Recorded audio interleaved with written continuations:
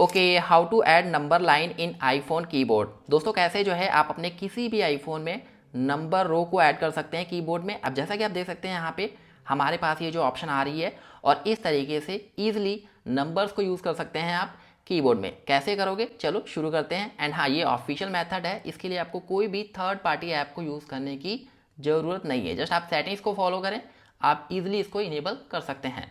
बिना देरी के शुरू करते हैं। ओके, तो आईफोन के कीबोर्ड में नंबर लाइन को ऐड करने के लिए जस्ट आप जो है सेटिंग्स को ओपन करें। चाहे तो आप डायरेक्टली कीबोर्ड ओपन कर सकते हैं, बट आप सेटिंग्स पे जाओ और सेटिंग्स पे जाने के बाद आपको सर्च बार पे क्लिक करना है और टाइप करना है कीबोर्ड। ओके, तो जैसे आप कीबोर्ड लिखेंगे यहाँ पे जो है आपने स्वाइप डाउन करना है, कीबोर्ड जर्नल इस सेटिंग को आपने सेलेक्ट करना है।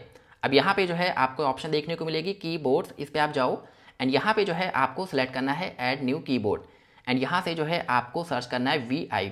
तो एक्चुअली गाइस यहाँ पे हम वियतनामीज कीबोर्ड को ऐड कर रहे हैं अपने कीबोर्ड में, तो इसको आप सेलेक्ट कर लें। एक्चुअली गाइस ये ऑफिशियल मेथड ही है, तो यहाँ पे जो है आपको VNI इसको सिलेक्ट करना है और आपने डन करना है।